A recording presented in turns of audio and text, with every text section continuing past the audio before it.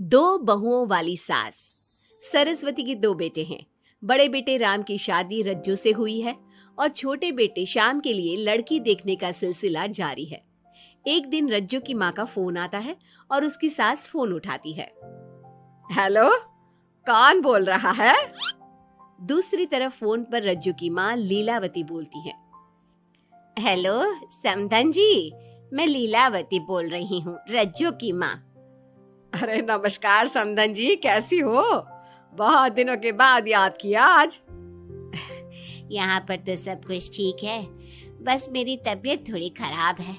अगर बुरा न मानो तो एक बात बोलूं? अरे कैसी बात कर दी आपने समधन जी, आपकी बात का बुरा क्यों मानना, बोलिए बोलिए। मेरी कुछ दिन से तबीयत ठीक नहीं है और यहाँ पर मेरी देखभाल करने वाला कोई नहीं। क्या आप रज्जू को कुछ दिन के लिए मेरे पास भेज सकती हैं? ठीक है, हम रविवार को रज्जू को छोड़ जाएंगे। इतना कहकर सरस्वती फोन काट देती है और अपनी बहू को आवाज लगाती है। रज्जू, ओ रज्जू, जल्दी यहाँ आना तो। क्या हुआ माँ जी, कुछ चाहिए था क्या? अरे नहीं, कुछ नहीं चाहिए। अभी तुम्हारी माँ का फोन आया था, उनकी कुछ दिन से तबीयत खराब है, वो तुम्हें बुला रही है। राम को फोन करके कह दे कल की 2 ट्रेन की टिकट करा देगा, मैं भी जाऊंगी तुम्हारे साथ।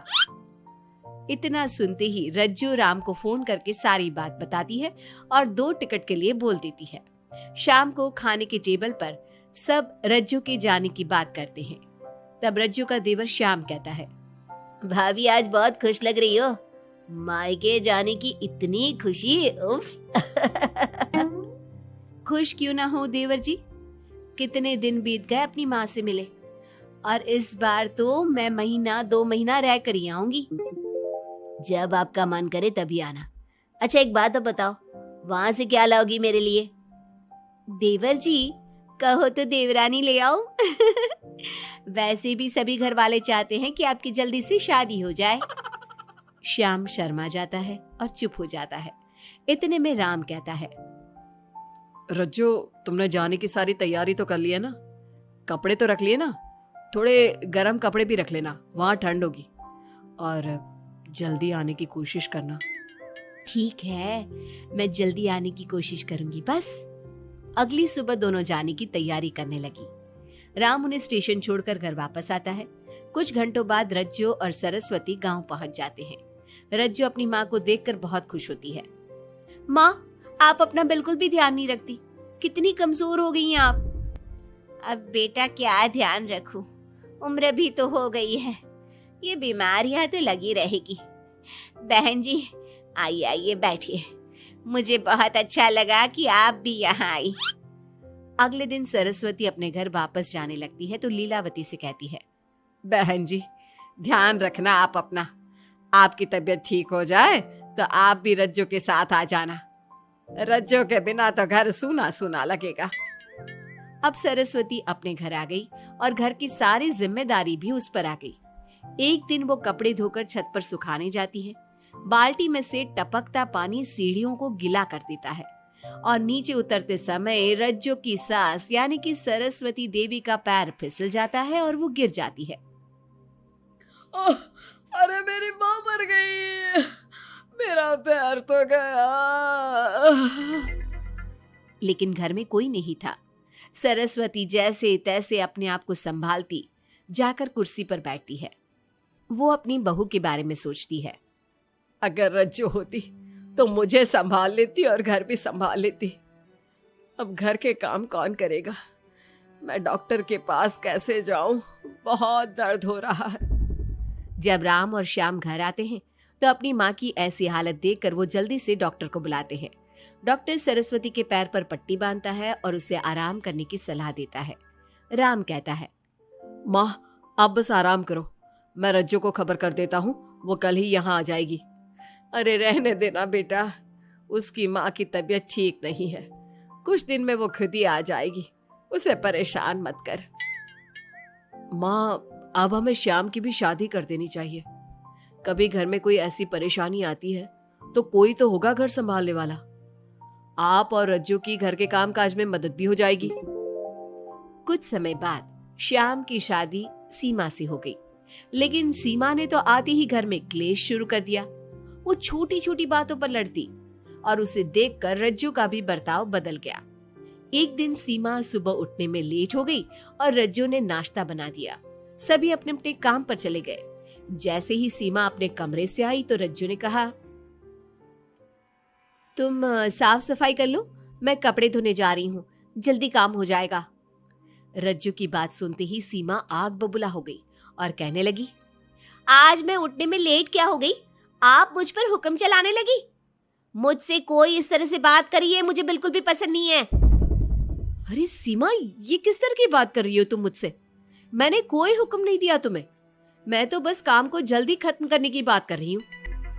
उन दोनों की नोक झोंक सुनकर सरस्वती बाहर आ जाती है और दोनों को समझाती है। शाम को सब एक साथ खाना खाने लगे। लेकिन खाने के बाद जब सब अपने कमरे में चले जाते हैं और खाने की टेबल पर थाली यूं ही छोड़ देते हैं, सरस्वती को ये देखकर बहुत गुस्सा आता है। वो दोनों बहुओं को बुलाकर कहती है, तुम सब खाना खाकर चले गए, अब ये बर्तन कौन उठाकर रखेगा? मेरे लिए छोड़कर गई हो सारा काम। तुम दोनों को शर्म नहीं आती? अब दोनों बहुएं एक दूसरे के ऊपर बात टालते हुए फिर लड़ने लगी। ये देख सरस्वती परेशान हो गई। उसने दोनों को डांटा और उन्हें अपने कमरे में भेज दिया। सरस्वती ने जूठे बर्तन धोए। कुछ दिन इसी तरह चलता रहा। अब दोनों सास की नजरों में एक दूसरे को गिराने में लग गई। माँ जी, जब भाभी फोन पर बात कर रही थी ना, तो कह रही थी मैं अपने मायके चली जाऊंगी तो देखते हैं कि कौन काम करता है। और ये हम सबकी बुराई कर रही थी वो। बहू, किसी की बात चुपके से सुनना गलत है ना। तुम आज के बाद ऐसा मत करना। अब तुम जाओ, मैं रज्जू को समझा दूंगी। सरस्वती ने रज्जू से बात करके उसे समझा दिया। लेकिन रज्जू को अपनी देवरानी पर बहुत गुस्सा आया। अब वो भी सीमा की चुगली अपनी सास से करने लगी। अगले दिन रज्जू अपनी सास के कमरे में जाती है और कहती है, मैंने सीमा को बात करते सुना था। वो देवर जी से कह रही थी कि अगर हम लोग अलग कहीं रहे तो हम ज्यादा खुश रहेंगे, रोज रोज की लड़ाइयों से भी बचेंगे। सरस्वती को इस बात पर गुस्सा तो बहुत आया, लेकिन उसने कुछ कहा नहीं।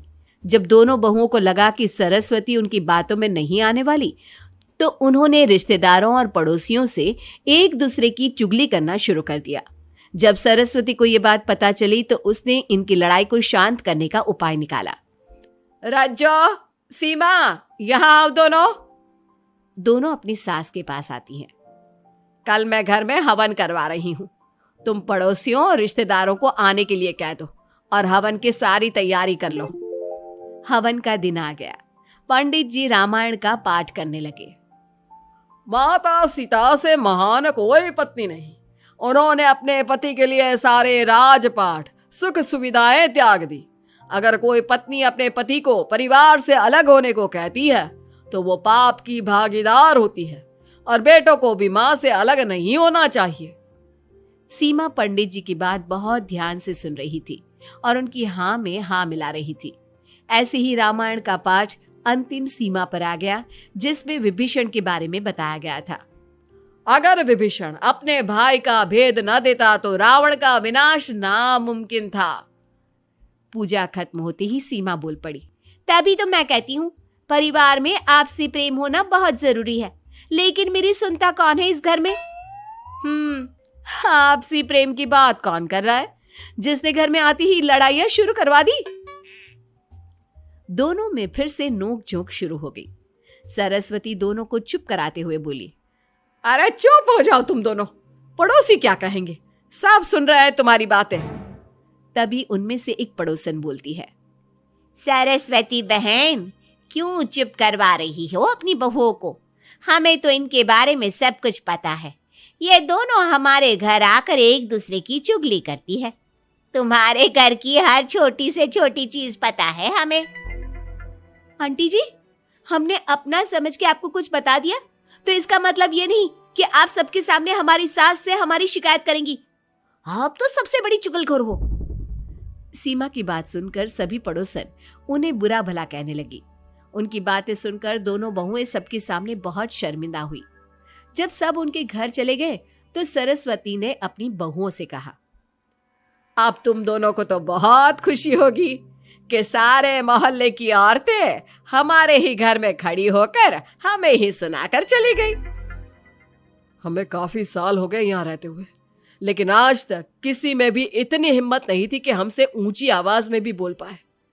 लेकिन आज तुम दोनों की वजह से ये सब हमारी बुराई कर रहे हैं। तुम दोनों ने ये सब अच्छा नहीं किया।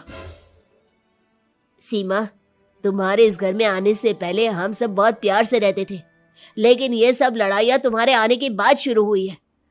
आज के बाद तुमने घर में किसी से भी झगड़ा किया तो मैं तुम्हें तुम्हारे मायके छोड़ आऊंगा, समझी तुम?